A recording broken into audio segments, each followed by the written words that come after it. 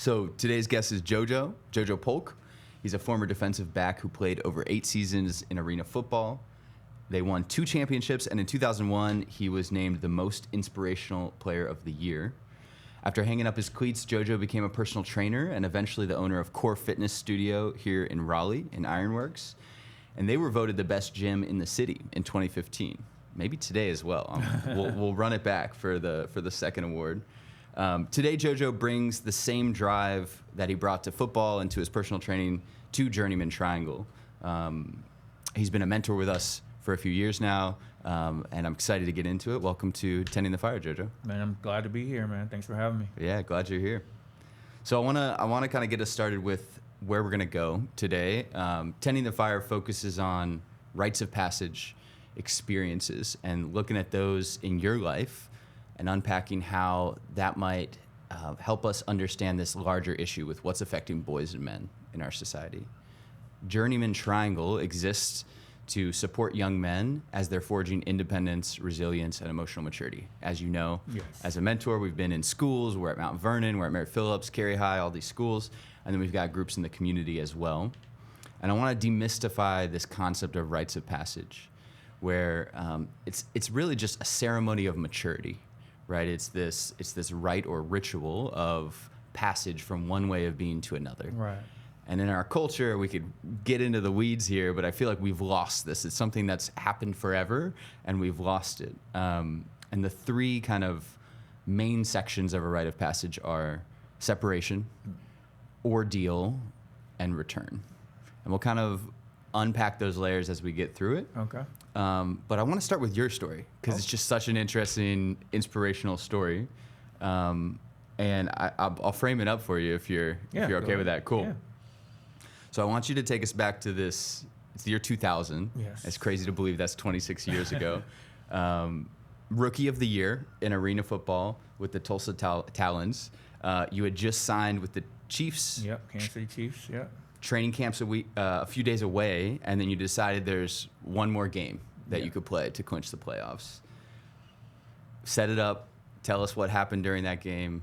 Bring us into the story. Man, it's crazy. I was just out of college. Mm-hmm. I'd been to many camps, worked out with a bunch of teams. I went to a Division II school, so the teams come to you. It's not like big colleges where you get a college, day or pro day. They come to you. So I had to launch a bunch of individual workouts, but Kansas City took a liking to me because I was a homebody. I'm from Lawrence, Kansas. So, but also I also did a really good job in the combine. But after that, basically when I came to the Tulsa Talons, I was just trying to they wanted to see me go against better competition, like pros, and see how I did against bigger receivers, that type of stuff. And long story short, I did a really good job. We turned the season around, and the Tulsa Talons was actually an inaugural team. And I don't know if you know what that means, but that was our first year playing arena football. And usually, if you're a first-year team, you're not going to be very good. But we had a chance to make the playoffs. And so I got the call from the Chiefs. I had signed my contract. I sent it back. And I was supposed to leave that Monday. Camp started on Tuesday. Mm-hmm. And we had a game on Saturday. And I was like, you know what? I mean, if I play in this game, they win, they go to the playoffs, I'm going to the league, we all win, right? I feel like I've always been a team player. Mm-hmm. And I've never thought I was bigger than this or bigger than that. So I was like, you know what? I'm going to do that. Let's make sure they get to the playoffs, and we'll go from there. And it just didn't work out that way. So what position were you playing, by the way? I was playing a cornerback. Cornerback, yeah. Well, in arena football, I was playing defensive specialist, which means I only play defense. Because in arena, you play both ways for some positions. So I was a defensive specialist because those are one of the most important. Besides the quarterback, probably defensive specialist is probably second most important because you've got to stop teams. There would have been an impact if you didn't play this game, right? Yeah. Not an ego thing, but it would have been a drop-off. Yeah. And I didn't want to risk the chance of them not. Mm-hmm. I feel like we had a really good chance of winning if I did play, and I didn't know how it would play out if I didn't play, and I felt like that wasn't fair to the team who worked this hard to get to where we are right now, And so honestly, everything was going as planned. I don't know if people know, but football is like a thinking game. and it's not just physical. And so you really are constantly thinking a play ahead or a step ahead. And so I've always been like, all right, it's third down, I'm gonna do this. It's second down, I'm gonna do this. So it was third down. They had like 12 yards to go. We just sacked them. I knew they were going to run across the route. Like, what else are you going to run in the arena? You know, they're not going to try and run by me. That's probably not going to happen.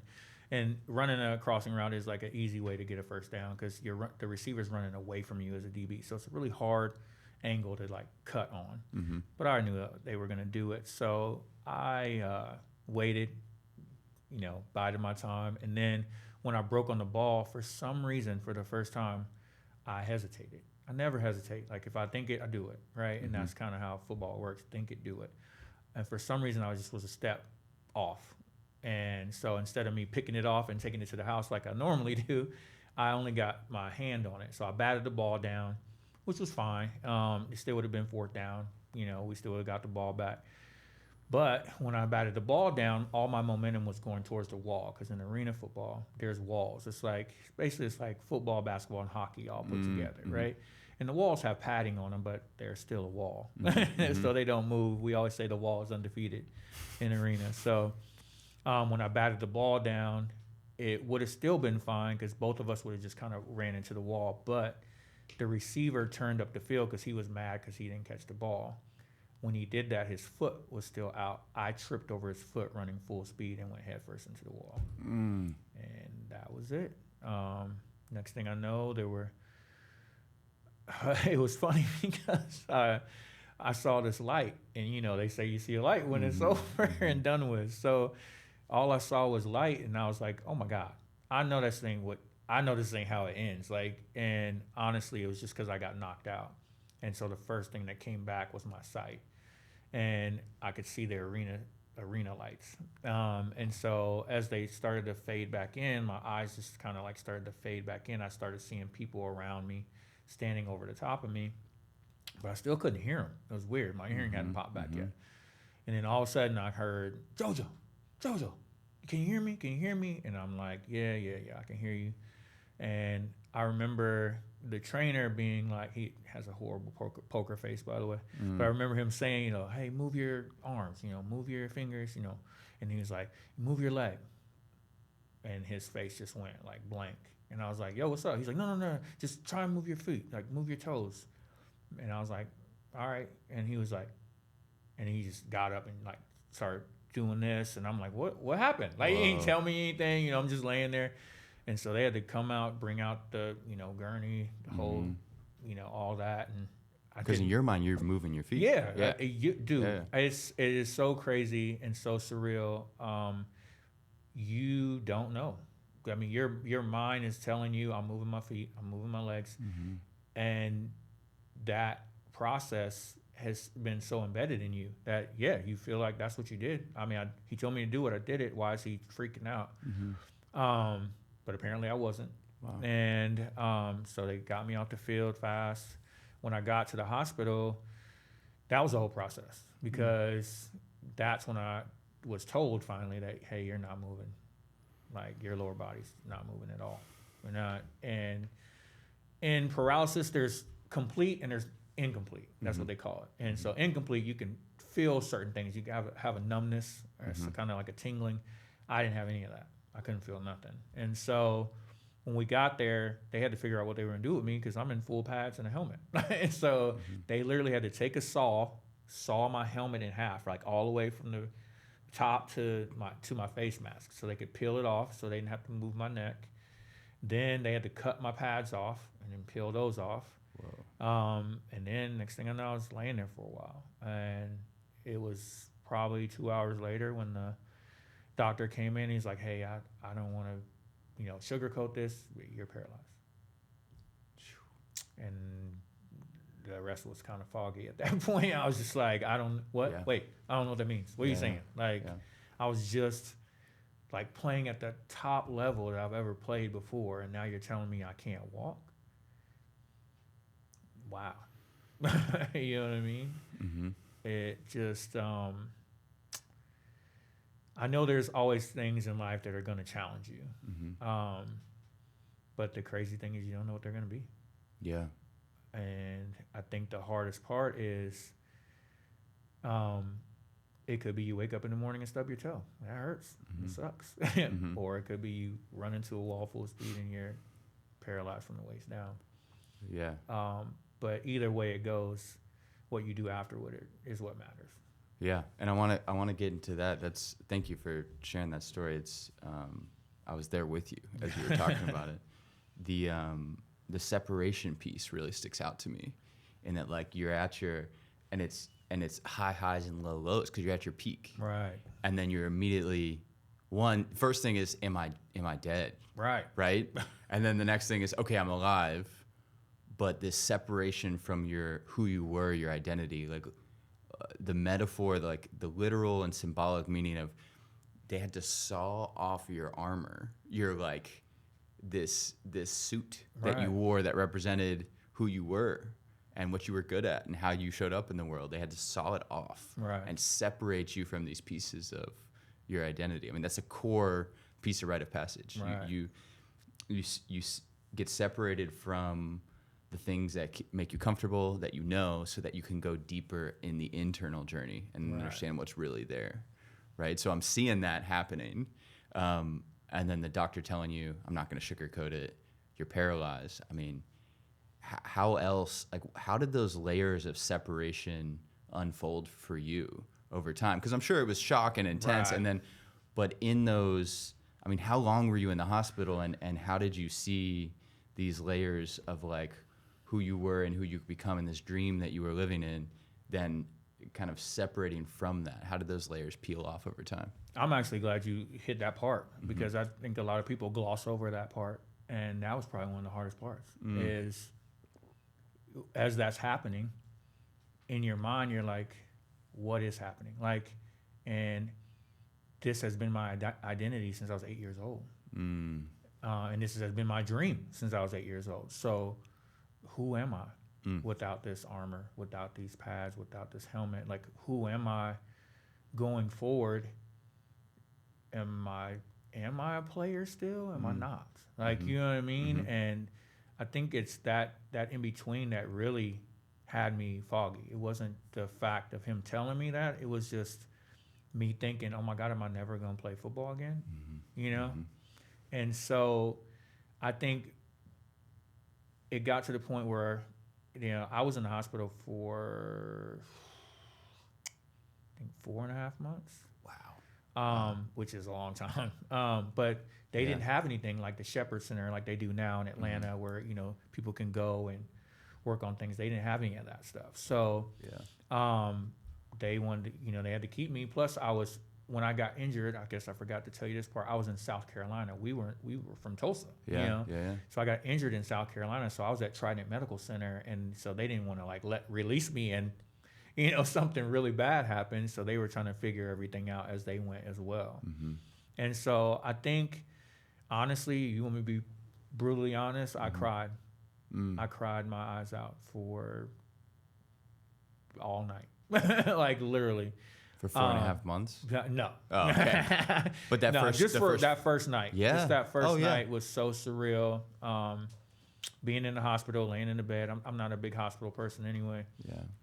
Yeah. But I was laying there, and I've always had trials and tribulations growing up. Like, I've always had something I had to fight through, or someone told me I'm too small, I'm not strong enough, I'm not fast enough. So there's always things that you work through, and I feel like that's a big reason why I love sports. I feel like sports is an avenue for you to fight through adversity, for you to find out like what winning and losing actually feels like, for you to find out what teamwork feels like and responsibility. And I feel like that nucleus of things is what kind of got me through this situation, because I knew at this point, this is what happened. So what do I do now? Like, and what I've always done is done the best I can, like fight through it and see what's on the other side. And so I remember my mom was supposed to be coming in, flying in. And so I was like, I can't just be here crying. My mom's going to already be distraught anyway. So, you know what? Football is what I love to do, but football wasn't who I And I've always been a good kid. I've always been funny, happy. Like, I was like, so I ain't dead, like you said, you know, so that shouldn't change. That part of me, if I let this change that part of me, then I've already failed. And so I really, literally in that night. That was that first night? That first night. So you had that dark night of the soul. Yeah. You had that, were you literally asking, who am I? Out loud. Wow. Like, literally talking to myself. Because I was the only one in the room. Yeah, and I'm like, what the fuck? Like, what am I going to do? Yeah. Like, who am I? Like, what? Wow. Like, you're looking down at your hands that. and you're saying, who am I? Yeah, saying that. So that intensity of that shedding of the identity immediately, quickly. And then you found on the other side of it this resolve. Right. Which is, football is what I do, not who I am. Exactly. I'm alive. Yeah. And you knew your mom was coming. Knew my mom was coming, so I knew I had to tighten up. I got to tighten up. Shout out to I knew Mom. my mom was going to take it really hard. I knew Yeah. she was going to take it really hard. And my coach had come in and saw me. Some of the other players had come in and saw me. So that's ordeal, right? That's Yeah. separation and ordeal. It's a little bit of, you're getting into the ordeal a little bit, and you've found this anchor point in the future of like, all right, how am I going to deal with this, right? Which is what we coach the boys we work with. We're like, what matters to you, and how do you move towards what matters? And you have to shed away those layers and then anchor something out in the future, bigger than yourself. Right. Right. And you know how we teach the boys, like, there's steps to this. Yeah. Like, you can't, don't just think you're going to jump from here to here. Yeah, There's yeah, steps to this. Yeah. Well, my first step was, I don't care about football anymore right now. Wow. I don't. That's a just hard pill to want- swallow. I just want to walk, though. Like, my whole goal was, like, I don't want to stay like this. I still want to live a life. I still want to have a family. I still want to be a dad. Like, Yeah. you know what I mean? So right now, I don't care about football. Yeah. All I care about is, will I be able to walk again? And so that was my first focus. And it was just like we teach the boys, you got to have something that is tangible that you can reach. How am I going to play football if I can't even walk? Yeah. So why am I trying to play football again, right? Yeah. So that was my first focus. Is like, I just want to walk. I want to walk. And your doctor said you're not going to walk. You've got complete. Very, very sternly. Wow. He came in there like so when you're paralyzed, you're in the hospital, they do these things, they're tests, they're called something, but they take a pin basically, and they make you close your eyes, and they go all the way down your leg with this pin, and they're poking you. Yeah. And you got to tell them if you feel it, if you don't feel it. And of course, I felt nothing. But when you're paralyzed, you also have these things called spasms. Now, like we were talking about, mind, right? Your mind says, I'm moving this, da-da-da-da. So I'm seeing my leg move. So, of course, I thought my leg moved, right? I moved my leg because my leg moved. I had to move it, right? And they would come in there and be like, JoJo, no. Like, this is just your body reacting. It's called a spasm. You're going to have those. Even if you're paralyzed for life, you'll still have spasms on and off, maybe. And I'm like, no, I saw it. I know it really moved. And I'm like trying to convince them. And they're like, no, Joe. I'm like, I'm like, just do the test. So it would go, and they would do the test for me, and I'd be heartbroken. Yeah. You know? Wow. And I think, but just thinking every day, like every day that somebody wasn't in there, a nurse or a doctor, I would literally be staring at my legs. I don't know if you guys have ever seen Kill Bill. Have you ever seen Kill Bill? Do you remember when she was in the back of the car and she was paralyzed, and she was like mind over matter? She was laying in the back of the car, and she's like, gonna will it. Yeah. Seriously, White knuckle. that was me every single day. Wow. Whenever nobody else was around, I was like, like, I'm talking to my leg. Like, quit being a little bitch. You know what I mean? Like, you can do this. This is stupid. Like, we can walk. Like, I don't know why we're doing this. Let's just walk. Like, you know what I mean? And I'm going to jump ahead. Sure. One day, I was watching, I think it was Wheel of Fortune or something like that, I think. And all of a sudden, I felt my legs move. Now, I didn't think about it in the moment, but I didn't see my legs move, right? I just told you I felt them move. All the other times I saw it, like I saw the spasm happen, but I wasn't even thinking about it in the time, in real time. So I'm like buzzing the buzzer, and I'm like, hey, seriously, this time I think my leg moved, and blah, blah, blah. And they're like, JoJo, we ain't coming in there. Like, I'm like, please, please, please. I was like, this will be the last time, I promise. I won't say nothing else. And they took like 2 hours to come in there because they were like, they Yeah, got other other stuff. things to Yeah, do. yeah, You know yeah. what I mean? Yeah. So they finally come in there and acknowledge me, and they're like, all right, JoJo, lay back, and they're doing the pen test, and I'm not feeling nothing, and I'm just getting disheartened. Like, I'm just like, dang, I swore. And I was like, wait, I feel that. And he's like, what? I was like, I think I feel something. I think so. And so he was like, all right, bet, where am I? And I'm like, oh, crap. I ain't felt my legs in 2 months. Yeah. I don't So know. we're 2 months in. 2 months in. And you've had these series of like excitement and then little deaths, Yeah, like of ups, little downs. hope, loss. Right. So you've almost fully accepted the idea. This is, you know what? You took all that discipline and focus of a professional athlete and said, I'm just going to focus on walking again. That's it. Right? And then even with that, still coming up nothing. So these the hopes and then the little deaths is maybe how I'm going to articulate it to bring in the rites of passage frame. And then you have this moment and it's like, wait, 2.5 months in. 2.5 months in. Maybe probably like 2 months in. 2 months in. Maybe I do feel something. But yeah, no, I'm like, seriously, no, I think I do. And so he asked me where, and I'm like, I think you're in my foot. And he was like, holy crap. And he was in my pinky toe. Whoa. And he was like, yeah, you really feel that? And I'm like, yeah, I can feel something. And I'm not kidding you. I mean, I don't know if you're a religious person or not, but I, of course, have been praying this whole time too. And my mom's been praying for me. I'm pretty sure prayers were going all around, friends, family, whatever. But from that day on, slowly my legs started to come back. Wow. Like some days they'd be buzzing, just this buzz, just like, I had a vibrator down there. It's like, some days I'd feel nothing again.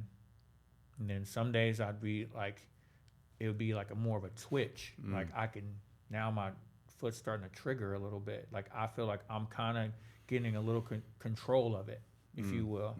And so from then on, they started like helping me out of bed and like trying to see if I could like stand up and doing all this stuff. And next thing I know, about a half a month, but probably about a month later. So now we're 3 months in. Like I was walking down the hallways and they had me on these ballerina, that ballerinas have the poles, the bar or whatever. So I'll be holding that, trying to walk. Now, let's go back to another rites of passage, right? I have walked since I was 1. Yeah. I should be able to walk, right? It's not a big deal. Right, left, right, right? Yeah. Could not do it. Could not get my brain to go back and forth with my legs. Like it literally was one of the most frustrating things that ever happened in the process. Because I was like, why is this? I know how to walk. Why is it not happening? I'm yelling at the doctors and they're like, calm down. Like, and I don't get upset, but it was frustrating me because why can't I do this? I literally know I have to put one foot in front of the other. What was the story the anger was telling you? It was telling me I was failing. Yeah. And that was killing me because I finally get this opportunity. You get the goal, you get the hope. It's not just a false hope, it's a real hope. And I felt like I was causing it to fail. Like I was doing something wrong. What was I doing wrong? And then it was when I got out of my head and said, all I wanted to do was walk, right? So I got to believe in the process. I can't make it happen. I didn't make myself, get paralyzed. So I have to let this thing happen organically. Just like I let my abilities happen organically. Yes, I work my butt off in football, but there's some things that you got to believe in. And you got to believe in a teammate. You got to believe in a coach. You got to believe in yourself. And I think that was my crossover when I finally was like, I'm going to give this to the doctors. They've done this before. They know what they're doing. I'm trying too hard. And I'm just getting frustrated. So I'm not helping them. The white knuckling wasn't working. Like connecting this to the other piece was there's this aspect of letting go. Right. And after the letting go, after the that first dark night of the soul in the hospital where you're like, you know what? Football's what I do. Right. Not who I am. right? This another series of letting go of this ego, this identity of like, I'm gonna will it into existence. Let me join with something bigger. Right. Let me join with this idea. Let me trust. Let me not just operate from this place of, anger. I'm a failure. It's all on me. But maybe there's something bigger happening here that I can trust. That's kind of what I'm hearing in that? Is that? Well, think about us as journeymen, right? Yeah. We could mentor kids by ourselves. We could do all this stuff, but there's something bigger in the process. There's something bigger in the group, and there's a comfort there too, because without question that these guys believe the exact same thing you do, and they want the same thing you do. And how's that not more empowering? Like, you know what I mean? If I'm playing basketball, I don't want to go 1-on-5. I want to play 5-on-5, right? I'm going to lose that game if I go 1-on-5. And I think that's what I was trying to do. I was trying to find this character that I was when I played football on the field. And I'm just going to go hard and it's going to happen. Yeah. But also, like I said, football's a thinking game. Oh, shoot, JoJo, why ain't you thinking in this process? Wait a minute. I never was on the field and just was like, rah. That's not how I played. I played with a thought process. I played for the next play. I played for the next down. And so that's what I came back to. So it's kind of funny, like I said, how maybe being a player wasn't like, it didn't define who I was, but it kind of helped me in that situation because I'm like, oh, but I learned these things while I was a player, and I can apply this now because this is what helped me through a tough game.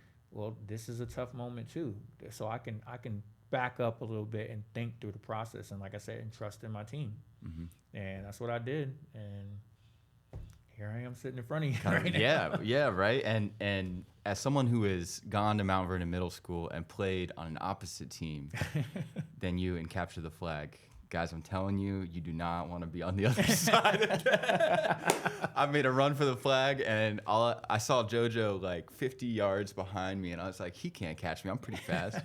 Next thing I know, I look back. Jordan is later, pretty fast. He is right here, breathing down my neck, dude. It was so scary, and gosh, what a miracle to be not only be able to walk again, but to run and to play, and then to also carry this lesson forward of like, this. In that moment, there was this other part of you that was being developed, right? This lesson, this thing you were learning. Do you have an idea of what exactly that is? Like you kind of named it already, but I'm wondering if there's any more you want to share on that. I mean, I just realized how big character actually is, and how big it plays a role in your life, not just in football, not just on the football field, but just as a whole. And I also realized that my character, not my playing, not my football presence. Like, my character is why I got so far. It was what kept me grounded in moments where I thought I was gonna explode, and is what made me explode with control when I needed to. It was the character that I realized is what was gonna carry me through all this, and not just this moment. But dang, I don't ever want to change who I am moving forward, and I never have. And it's not just the warrior. It's not just that archetype that's like, let me like push through with strength and power. It's, we talk about these other archetypes, like these masculine archetypes of the magician and the lover and the king or the sovereign, and it was that integration of, well, there's actually another way to approach this. Right. I can. There's a thinking game. There's a team component. There's a bigger piece. That makes a lot of sense to me. I'm gonna go one further. Yeah. I think it was the first time I realized I'm JoJo. Say more on that. And word. that's it. I feel like you always, when you're growing up, you got heroes, right? Like, my hero was Walter Payton. I loved not only his on the field presence, but who he was as a person. I love my uncle. Like, you grow up and you have all these people that you are kind of not on purpose, but you're kind of trying to find their identity and trying to use that to your advantage. Like, I'm going to take a piece of this, and I'm going to take a piece of that. And it was in that moment that I realized JoJo is enough. Like, I just want to be the best JoJo I can be. I don't want to be this person or that person. I want someone to want to be me one day. Like, And I think that was the biggest thing. It's like, oh dang, I'm somebody. Yeah. You know what I'm saying? Like, that's a big moment, right? That's a big moment. Man, I see that. Like at this school, it's like there's at least 40 kids that I know, 7th and 8th grade boys who work with you and we're mentoring, who are like, dang, I want to be like JoJo, right? Or they might not even say that, but they see you and they're like, that's something I admire. I want to emulate that. And the universe, God, this delivered you this hard lesson where you could develop that in that moment. But in the story, you're still focused on walking again. That's it. Right? Yeah. So you're like, you were in the hospital for 4.5 months. You're like a little bit over 2 months in. Yeah. And you're learning to walk again. And you're swallowing your pride around walking. Which is terrible. You're moving through the anger and the story of I'm a failure to let me trust my team. Right. Let me come more into my new identity, right? So we talk about separation, ordeal, return. There's this shedding. There's this, in the rite of passage kind of framework, or if you look at like Joseph Campbell's hero's journey, you confront the dragon, Right. and then there's actually a death and a rebirth. There's a part of you that you leave behind, and there's a new thing that you develop. And so we're kind of getting into that part of the story where this new identity is emerging, and you're still focused on walking, right? Blood, sweat, and tears. Right. But eventually you learn to walk. Yeah. So, jumping ahead. So, like, it was about, like I said, 4.5 months in. Yeah. And I was walking decent, pretty good, but they knew that I needed something more. Mm-hmm. Because at this time I was still going in and out of paralysis. Like I said, there'd be days that I'd just be laying there and I'd be like, oh my God, am I going to be like this forever? And then the next day I'm like, oh, I'm back to normal. Right. So, it just so happened that my mom and them lived in New Orleans. Right.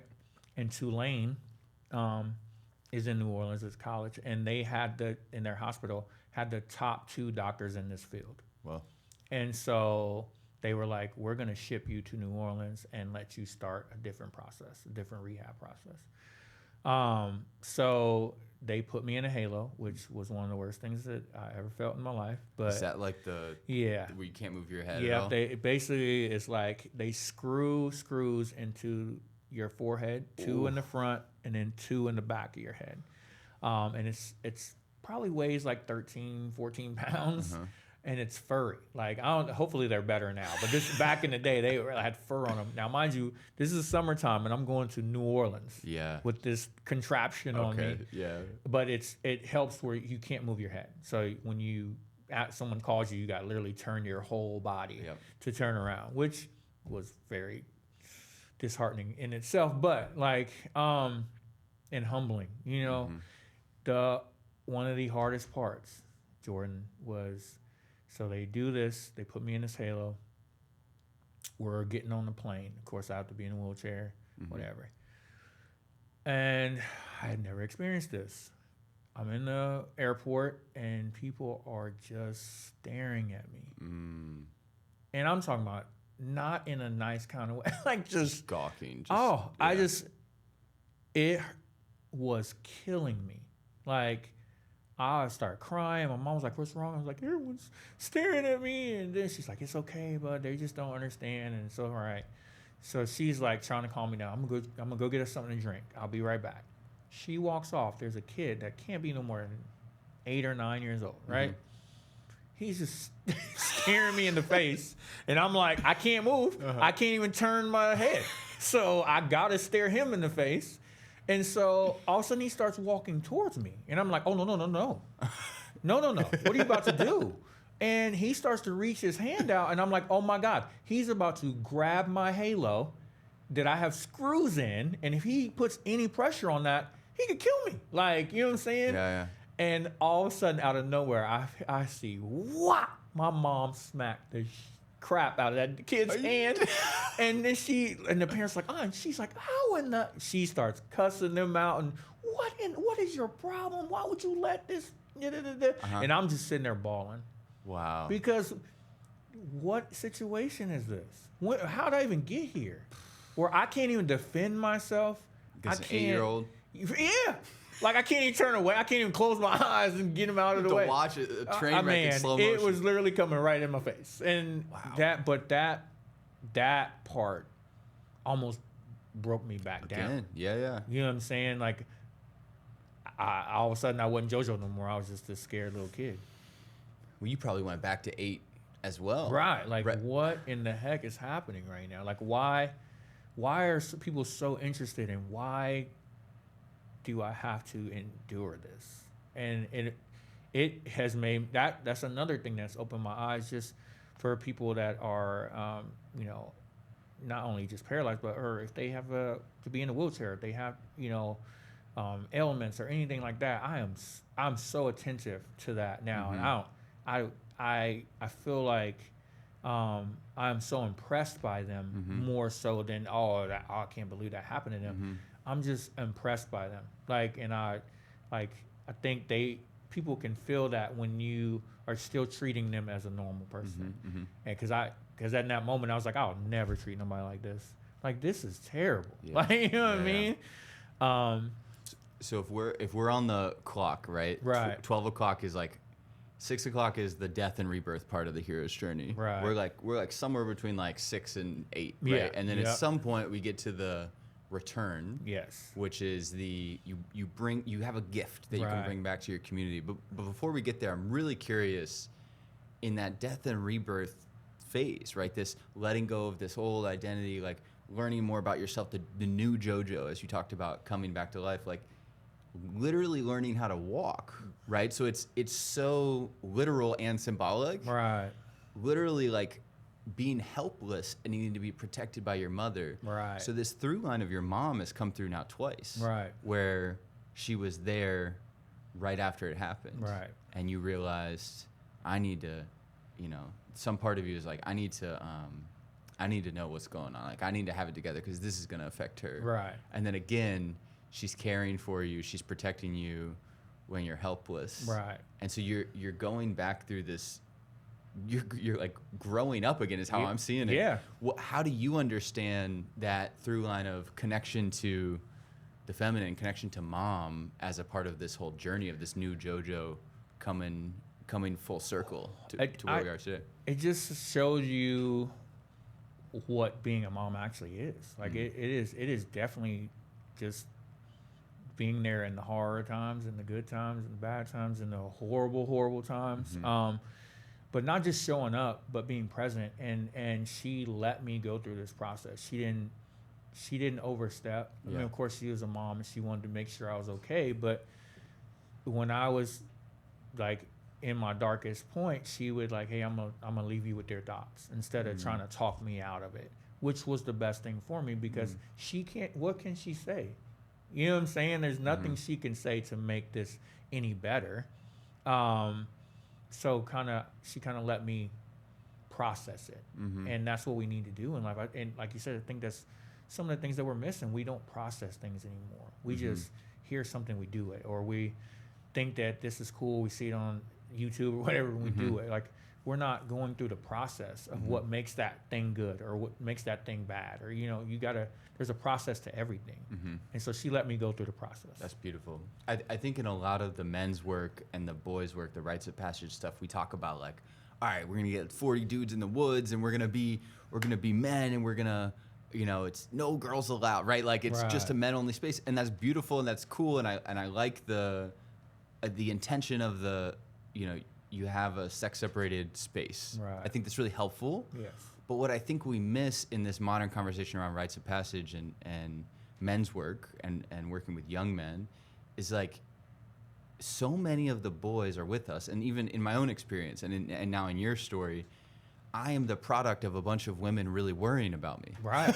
Like seriously. My mom, my like grandmas, aunties, friends, like there's so much around our development that I think we have to recognize and publicly nod and appreciate. Like our board president is a female, Jamie. Shout out to Jamie. She's awesome. She's a mom of Chase, right? Right. Like there's so much, Chase's rites of passage is about separation from mom and dad and family, coming into his own human, into his own man, and then returning back. But throughout that whole process, when they're gone, when they're in the journey, when they're in the wilderness, the feminine or mom is loving, is caring. And in this example, and it never stops. She's there. She's going to always be your mom. Is your mom still with us? Yeah. Yeah. Shout out to mom. Yeah, she was at the graduation. Oh, nice. Okay. Yeah. Well, and then we'll have to come full circle back to that because now, you know, your daughter just graduated high school. That's awesome. Well, I want to take us through the end of this story because I appreciate you sharing this and getting into depth and pulling out the pieces with it. You're in the halo, that recovery process. I mean, I'm sure it's blood, sweat, and tears for a long time. What's the timeline of that process, and how do you fully integrate? And what are the lessons you're gleaning and you're bringing back into the return, like kind of back to the village, as you will? That process was just another, probably like not long as we would think it was. That was probably another month and a half. Okay. A lot faster than I thought it would be, and maybe that's because of the shape I was in, because I was an athlete and things like that. But I remember one of the most defining moments in this process was when I got to Tulane. Of course, I told you I'm going in and out of paralysis, right? And these guys are the best we have to offer. Mm-hmm. The first doctor's like, well, we should do surgery. We're going to fuse the bone together and it will go from there. And I'm like, whoa, what does that mean? And so what that means is they're going to stick a plate in my neck, fuse, because I had shattered my C6. My C5 was pressing up into my neck, and my C7 was pressing into my spine, which I think was pretty much why the paralysis happened. Yeah. And they were going to fuse all three of those bones together. And so on that side, I would have only been able to turn my neck like so far. Wow. So if I ever wanted to play football again, they want that, right? It's stable, but then you get limited mobility. Right? And I'm like, no. And I'm 22, so I get to make my own decisions in this process, thank God. And so the second doctor comes in and he's like, well, I agree with the first doctor. I think we should fuse the bones together. And I'm like, no. I mean, I'd rather sit here like this, going in and out of paralysis than like, I don't want to do it. I don't want to, even if it comes back, then I'm still limited. That's not fun to me. I don't want to do that. And so they had So now you're not only set on walking again, but walking and having. Right. I want to have. You want more. Okay. Like quality of life. Yeah. Like if I can. Like, I mean, if this is the best process and that is what we have to do, so be it. But you're not saying we have to do that. You're saying you want to do that. And that's a different thing. Are you thinking of getting on the field again at this point? No. Still thinking about just walking. I just want to walk. So, they had a doctor by the name of David Dietz. I'll never forget him. Love him to death. He changed my life.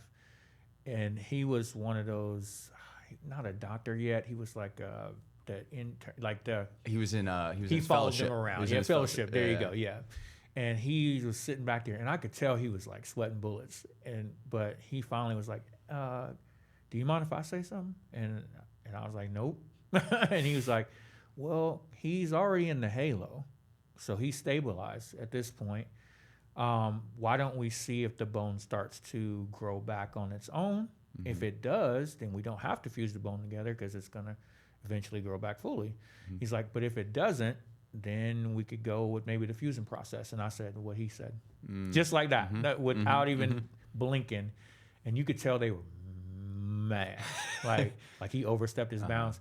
But he saved my life. That's exactly what happened. Wow. The bone grew back on its own. I don't know if you guys know this, but when your bones grow back, they grow back just as strong, if not stronger. So the only way you can break them again is to do the exact same thing, so, or something worse, like a car wreck or whatever. So, he saved my life. Like, that was a huge process. And from that day on, it started to grow back on its own. And then I finally got out of the halo. And then I started like rehab, where I was finally trying to lift weights and do stuff with my neck and all this stuff. And I remember the day I found out I was doing okay, I ended up breaking one of their machines. A screw came out of it, and they were like, "Yeah, we need to move you to the sports medical center." And so they moved me to the sports medical center in Tulane. And then next thing I know, I was like back to pretty much normal. I probably wasn't as strong as I had been before. Yeah, but 4 months in a bit. But I was moving normally. I was, I could not only walk but jog. And because I'm hard-headed, if I can jog, I tried to run, and I did. I could run. So the next step came, and I had to make a decision.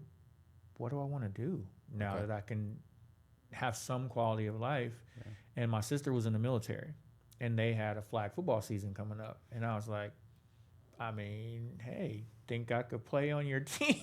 And she was like, absolutely not. Like, mom is going to kill you. Like, and I was like, Tanya, I never cried to my sister, but I was like, please let me do this. Like, I was like, I just need to know, am I even athletic anymore? Like, can I even move? Can I catch the ball? Can I look over my shoulder? Like, I don't know if I can do any of these things. I might actually really suck, but I got to know. Like, I have to go through this process part to know where I want to do going forward, because football was such a big part of my life. And long story short, I balled out. I was killing them. And I had to sign up as a civilian, because in the military, you got to, sign up as a civilian. But I was on the Marine team, and we won the championship. And I was a really big part of that. And all her like, military guys were like, we love your brother. Yeah. How is he this good? I thought he broke his neck. And in my head, I'm like, whoa, how am I this good? And I broke my neck. Wow. And so from that process on, I still didn't know if I could play football again, but at least I knew I could play. You didn't know if you could play professionally, but you were like, wow, I could play for fun. Yeah. I could play flag football for the Marines. Which would have been fine. Yeah. But I mean, this is leaps and bounds from you're never going to walk again. Right. Yes. Yeah, so that's huge. But then that twinkle of an idea developed. Honestly, when it didn't develop. Okay. I kind of was working just a normal job. Yeah. And my coach, that was my head coach, my defensive coordinator for the Tulsa Talons, he called me out of the blue. Like, I had just got letters for NFL Europe, missed that.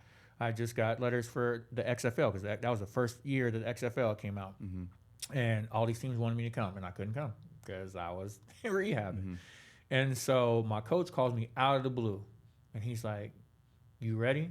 And I'm like, who the heck, what are you talking about? Who is this? Like, you know what I mean? Yeah. He's like, man, it's Coach Foreman. And I'm like, ready for what? He's like, I'm going to be real honest with you. I got moved up to Grand Rapids, which is Arena 1. Tulsa is Arena 2.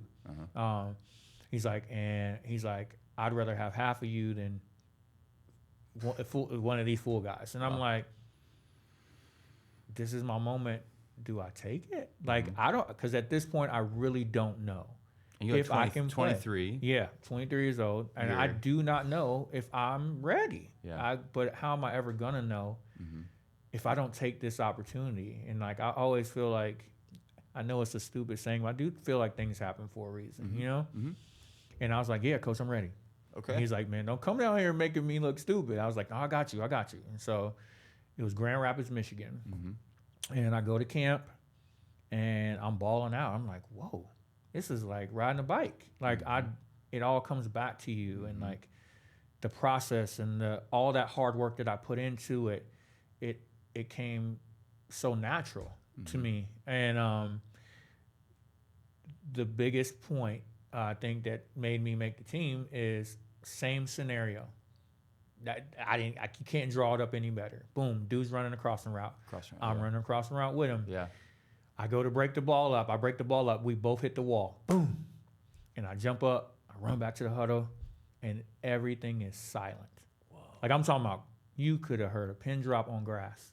The head coach walks over to me real slow. He leans in. He's like, don't ever do that again.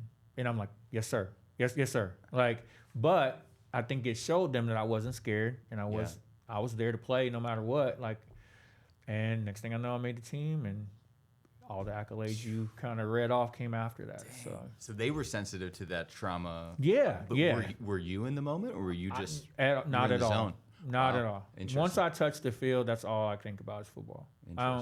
Which is why I loved it so much. Like, football got me through the death of my grandmother.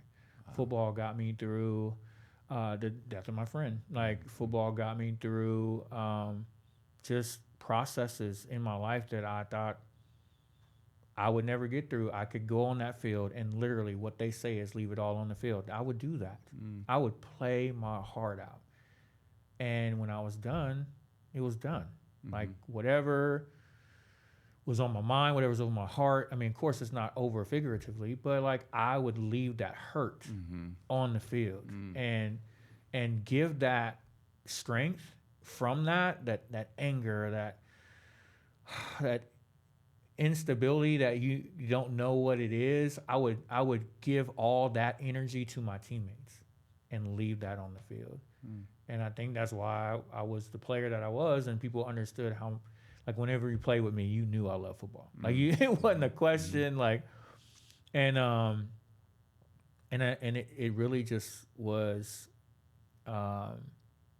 eye-opening. I think not only for me but for my coaches. And next thing you know, I went from being paralyzed and the doctor staring me in the face, telling me I'll never walk again, in July of 2000. And I was holding up an Arena Bowl championship trophy August of 2001. Whoa. Yeah, put that math together. It's because that is unheard of. And 13 months. Yeah. Wow. Yes. And then you won 2 of those. Yeah. And then you won Most Inspirational Player of the Year award. Wow. The going to now let's get into the return. Yeah. Right. Because we're in it, right? Right. We're coming back to this whole piece. Yeah. Right. So we're getting into the return, right? And the return is just the fact that I'm doing what I love to do again. How did I get from there to here? But the whole process of that is I did not think about it. I just kept my eyes on the goal at hand. I want to walk. All right, I'm walking. I want to jog. All right, I'm jogging. I want to run. All right, I'm running. I want to try and see if I can play flag football. And then I get this magical call, and you just go from there. I never thought about the injury at any moment that I played until people, of course, wanted to interview me and all this stuff. You look back and you're like, you broke your neck last year. You're like the best player. You're one of the best players in the league. I'm like, yeah, thanks a lot. Appreciate that. But that was the only time I would ever revisit it. I never took pictures of me in a halo. I never took pictures. Well, I think there's one picture of me in a neck brace. I didn't want to remember that. I didn't want that to be any defining, even though it was a defining moment. I didn't want that to be what people look back on and was like, oh man, this is what happened to you. Like, I know what happened to me. I don't need to relive it every 5 seconds. I want to relive the good moments. I don't want to relive those bad moments, So I never took pictures of that stuff. Yeah. And just getting to this process, going through the season was just so surreal. Now I'm playing on TV and we're on ESPN, we're on TNT, and like I am still living my dream because in the NFL, that's what I wanted. I wanted to be able to play on TV. I wanted to be able to play in front of big crowds, and I was doing that. Yeah. And our last game was on ABC, and Brent Musburger saying my name and all this stuff in the championship game, and it's just like, whoa. Yeah. Like, I got interviewed by Lynn Swann. I mean, John Elway was at the game. It was just all these things that I thought was going to happen. They still happen because I never gave up on the process. And you've got this new JoJo with you, right? You know who you are. Yeah. And JoJo took me there. Like, I don't think kid JoJo could have took me there. I don't think that kid that was grinding and that's what I had to do would have got me to that point. I had to realize that, I've outgrown him in a good way. Yeah. And he's stronger because of it. So I'm stronger because of it. That's true. And there's this clear before and after, which is what we talk about when we facilitate these rites of passage experiences. We're not often creating an experience for the boys, but we're making it real. What's already happening. Right. We're putting intention and symbolism around this process that's happening in an 18-year-old, a 16-year-old, right? Maybe a 22-year-old, right? So it's not an age thing necessarily, but these rites of passage experiences are happening. Right. And then the Journeyman Rites of Passage Adventure Weekend is just mirroring that, adding intention and mentors and elders. And throughout your whole story, you're mentioning these elders and mentors, and you call them out by name. Your mom, the doctor, your coach, these different people who can see something in you before you see it. Right. Right. And so many of these things kind of map onto what we're doing now and what we're doing today with Journeyman. And so I want to ask a question about two things. The first one is, how did it feel to like hang up your cleats? Like, how did you know you were done? I just want to go, before we do that, I just want to go back to, so broke my neck, paralyzed from the waist down, right? Yeah. Never supposed to walk again. When we won the championship, the only time I ever thought about it was when the confetti was hitting me. When I was falling from the ceiling and I'm standing there, and that was the realization of where I had come. Yeah. And I remember I was just looking for my mom. Yeah. And I found her in the crowd, and I just remember her hugging me and her being like, "You did it. Like, Yeah. holy crap, you really did that." And in my head, I'm like, holy crap, I did do it. Yeah. Like, you know what I'm saying? Yeah. And so I loved football. Like, I loved the game. I loved the process. I loved the practices. I loved it all. And I remember I was playing in Georgia. I walked out on the field, and no. Georgia was actually decent. So I was playing in Pennsylvania, and we were in the championship game. I got defensive player of the game. I think I got MVP. I had interception for a touchdown, 8 tackles, whatever. We won the championship. I didn't even feel it. Like, I did not celebrate with the team. I just walked into the locker room. Interesting. And I was like, you know what? I think this is it for me. Like, Yeah. I just, like, I've done everything that I've wanted to do. And I just won a championship again. Why am I not, like, ecstatic? And it was because at that point I was missing my daughter. That point I was missing my wife. And I realized, oh, there's other this was also part of my dream. Honestly, had this your was son been born yet, or no, is it okay, my son just hadn't your been daughter? born yet. But Yeah.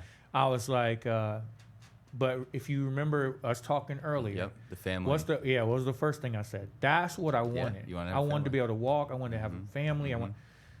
And I realized, oh, it's time for that dream. And that was it. I never came back. You knew. Yeah. Which again was this letting go of this thing that brought you so much, that carried you through the grief of losing people and brought you through your own death and rebirth and that grief, and showed you could do hard things, and so much of the resilience, so much of that.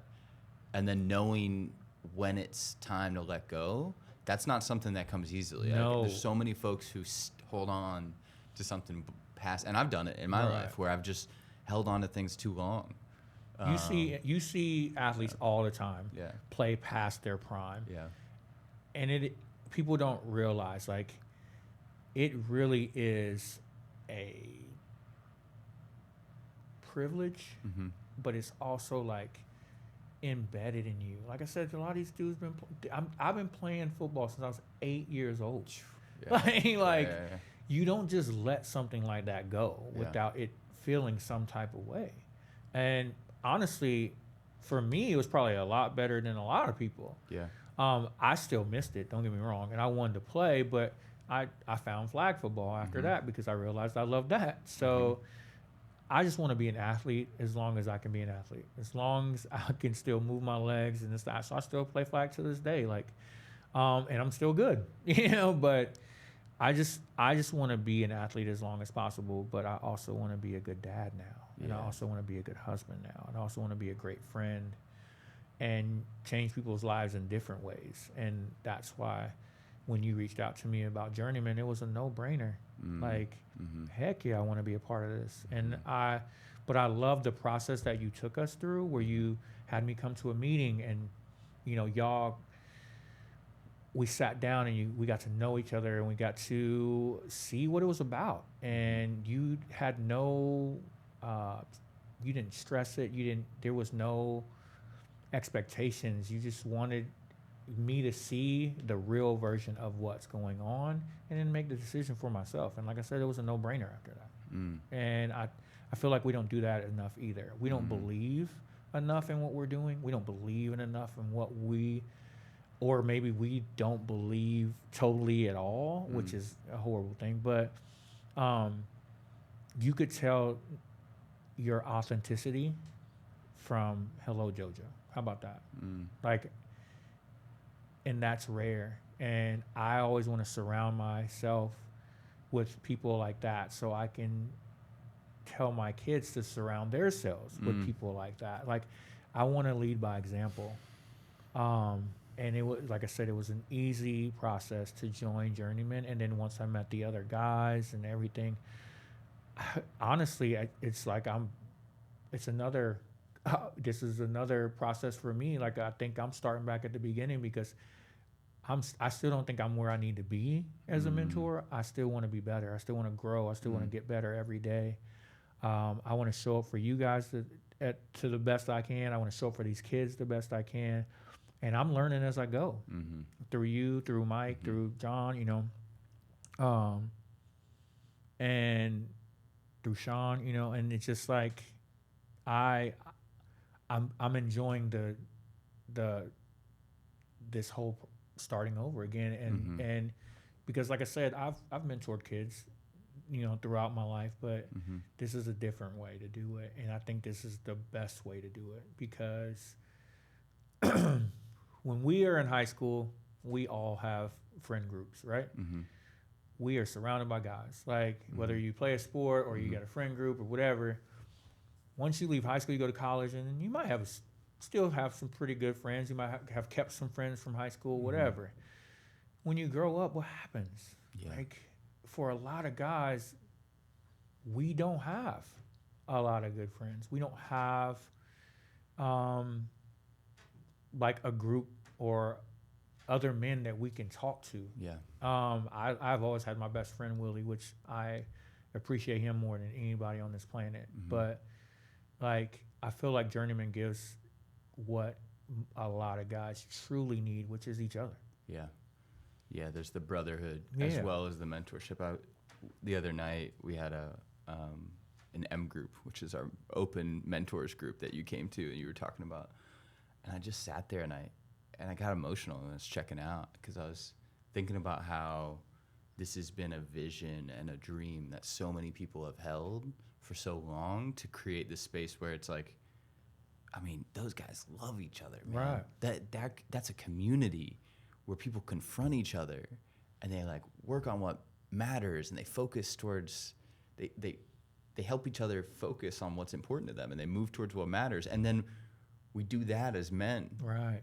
So that we can do that with the boys. We can model that and inspire that in the boys. And it's just like when I like take a step out of it, you know, because I can get into the program iteration, how do we make it better? But when I take a step out and I look and I'm like, this is beautiful. Right. And I hope this podcast inspires some other guys who are on the fence to think about like, man, I want to show up. I want to have that community of men who care about me, but also care about each other and care about, you know, the masculine as a force for good in the world. Right. Or know that they even can. Yeah. Right? Yeah. Like I didn't know you guys existed. Yeah. Like a lot of people don't even know things like this exist. Yeah. And that's what I'm saying. Like we need that starting process to how do we get to more people can hear that they can be a part of something like this. And maybe this is what they've been looking for a long time. Like this is what I was looking for a long time. Like when I was mentoring kids and stuff.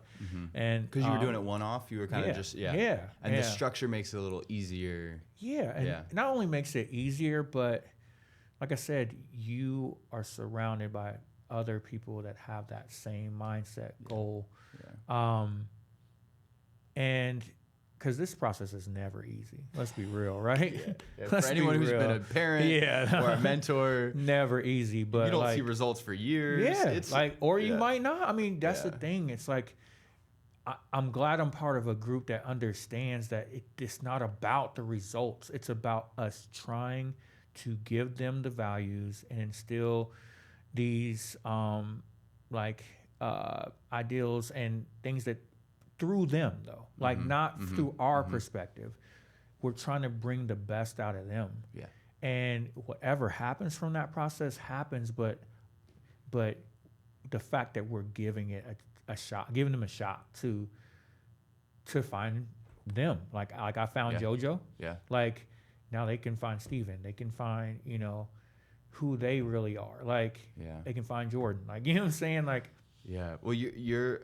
I want to ask about Steven Yeah. and your relationship with him, and I know we're getting to the end here, but just your journey of being a dad. I'm curious if when you're like a lot of dads, there's a lot. It's a lot of energy, right? You shrink your area of influence to a small circle, right? So you're not on the road anymore. You're not traveling with football, so you have more time to pour into your family, and your family's pouring into you. And then you decided, man, I want to take this extra and pour it out into the community I live in, into Raleigh, and mentoring kids at Mount Vernon, Mary Phillips and Carey, and Wake Young Men's Leadership Academy and beyond. And so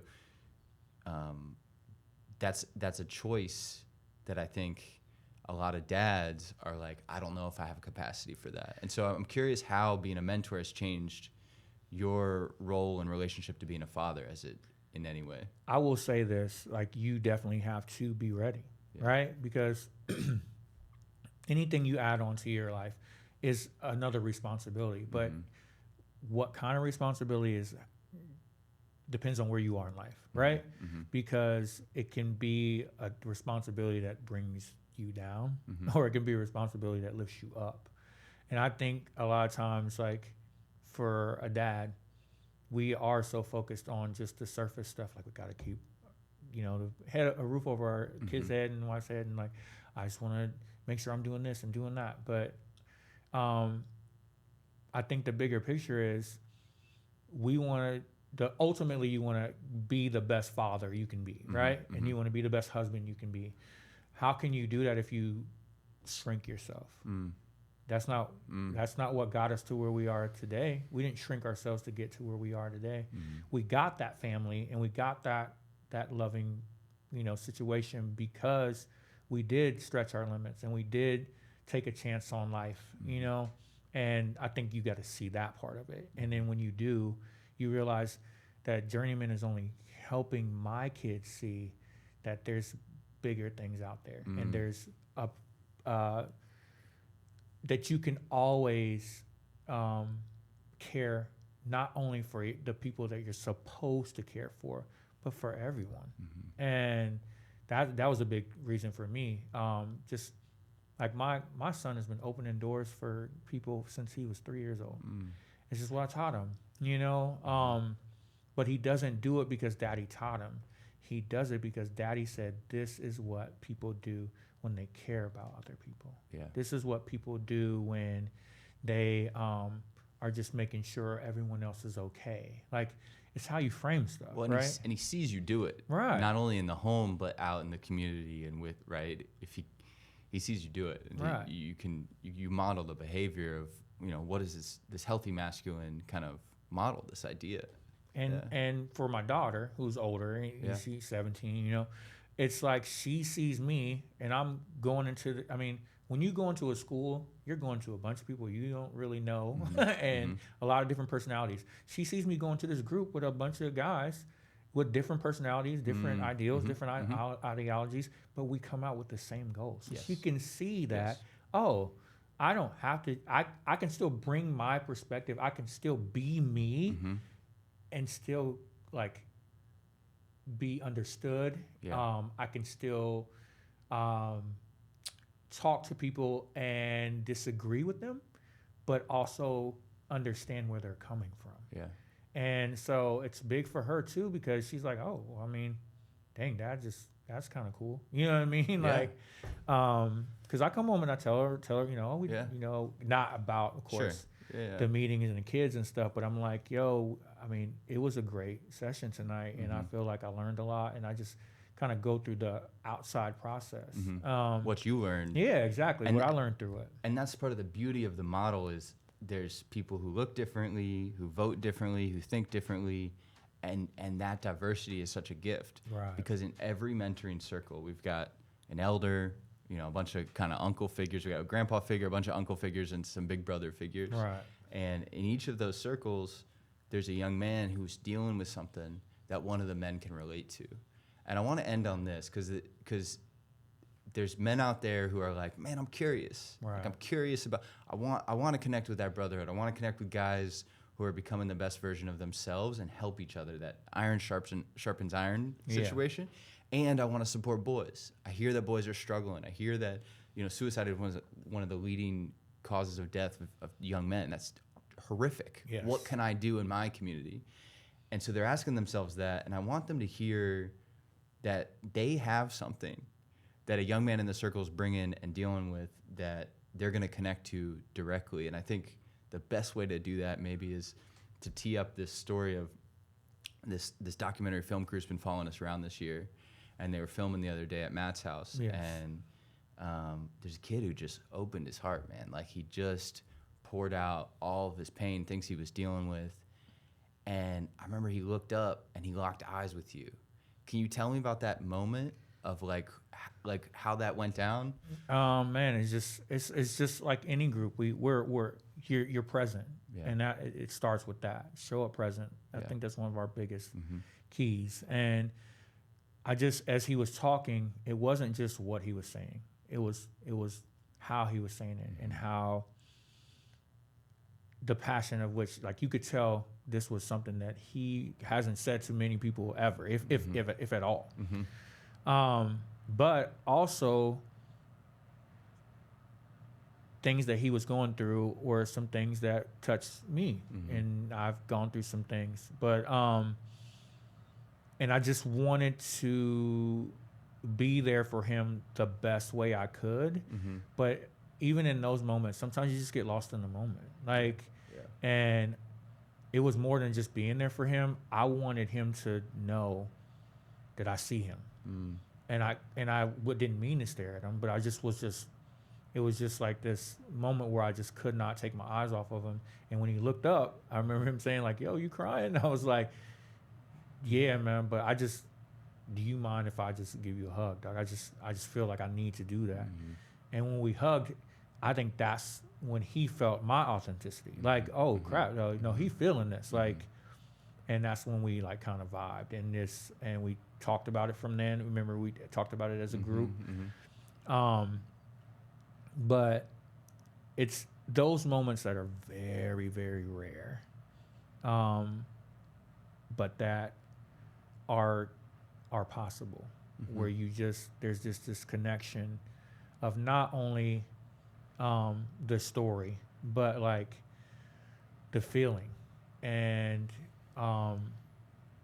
knowing that having him in that group of us and having him surrounded by these strong men means more to him. Like, you know what I'm saying? And it makes you want to fight harder for him. Like, and I'm gonna fight just as hard for every kid. But it, like, in that moment, you're like, I gotta fight for him, like, because it's his story and it's his moment. And I feel like that's what we do bring to the kids too. Everybody gets their moment. Yeah. They're not in the shadows. They're not stuck behind something. They're not speaking like this under their breath. Like, they get a chance to truly, authentically be open, be real. But they also get to see us be open and be real. And I think that was just a moment where we both were just as open as we could be. You know what I mean? In that moment. And we say the mentee chooses the mentor, right? And it's just being affected by that story and the way you showed up authentically. Like, that's what we ask for.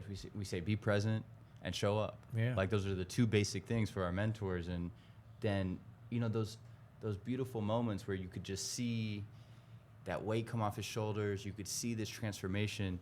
That doesn't just happen by accident. And we've thought really deeply about how to create the safety to make that happen and open that up. But man, and seeing that happen, just thinking about that moment is beautiful. And I think for any of our mentors who are involved long enough, they get an experience like that. And it's not about them necessarily. No, but it's about the kid. It's about the kid. It's about them becoming the best version of themselves and having someone who says, like, dude, I see you, like, witnessing their process of becoming, right? Everyone's got this fire inside them. And our goal as mentors is to tend to it. We've seen it a little bit longer. We say, you can't really light a fire under them, but you could help them find their fire and then feed it. And so, there's... Think about this, though. Yeah. In that moment, for a brief 10 to 15 minutes, Steven became the mentor and I was the mentee. Sure. Right? Yeah. It's always, in that always moment, a two-way street. in that moment, I just let him, like I think it was cool because he felt empowered and he felt like he was giving something in that circle. And that was not me doing that on purpose. That was our process playing out. And that's what makes me do what we do. Yeah. Because it does work if we put in the work. And that's what, if you're out there and you're listening to this and you are a dad or just a guy that really cares, like, look and see what Journeyman can bring to you, because I'm telling you, there's strength in numbers, but there's also strength in the process, and I think we're missing out on that. We need to find a process that we can, like, all kind of agree on, which is hard to do in this world, but we find a way to do it. And I'm a better man because of my mentees. Yeah, without question. It's just true. Yeah. Yeah. And so if you're out there and you're thinking about it, if you're on the fence, come on down. Come on down. We want you. We want to see you. Come see what it's all about. We'll put you on JoJo's side of the Capture the Flag team. You won't have to play against him. Because if you do, no, it's fine. Listen, I've been in the gym. I'm hoping to get there. JoJo, this has been great, man. Thank you for your vulnerability and sharing your powerful story. And want to thank you again for every time you've shown up for these boys in the school settings, in the group settings. And lucky to have you as a part of our community, and excited you came on the podcast to share this story more widely. So anything else you want to share before? Man, I just want to say I appreciate you for having me, man. And for those of you that don't know, Jordan's dad was a big part of why this all started off, and I'm telling you, it is in good hands. Jordan, you are one of a kind. You truly are genuine, authentic, and you are one of the realest people I've ever met. And I'm proud of you, dude. I'm so proud of you. So I just want to say that, and I'm done. Thanks, Jeff. Bowman. Thanks, Mom. Yep. All right, man. Cool. Appreciate it, dude. That's a wrap. Oh, I feel like that was so good. We gotta hug it out. Oh.